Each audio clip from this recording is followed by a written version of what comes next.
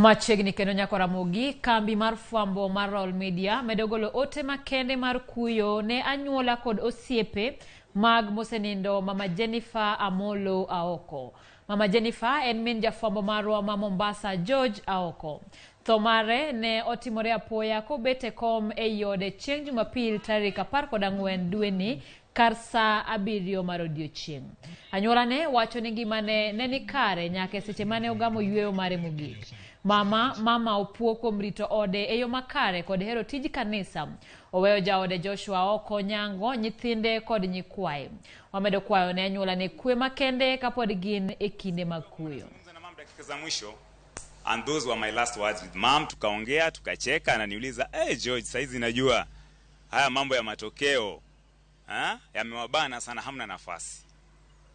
Lakini mnatupatia pressure ya matokeo, nani mshindi nyi watu wa media?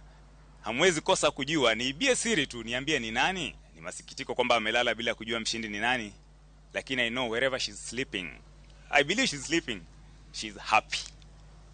Kuru kikwa bedi kiku ya enya, tusiwe na huzuni sana. Nina imani kwamba mama amelala pale na anaraha, manake hakuwaga akilia. George en wuoyi maratego matiyo matek. Lal mar min gi nyicho donje chunye. To kwaloso kode, twayudo ka kata ka chunye lit to pod otegno kabisa. Omiyo wan ka eka wategno nikech wuoyi mwabiro ywago en wuoyi motegno. Jaduong' wagonu mos kabisa. Wagonu mos kendo wakwayo Nyasach kwe mondo med tayo, mondo med rito, nikech ene maka wageno kuome.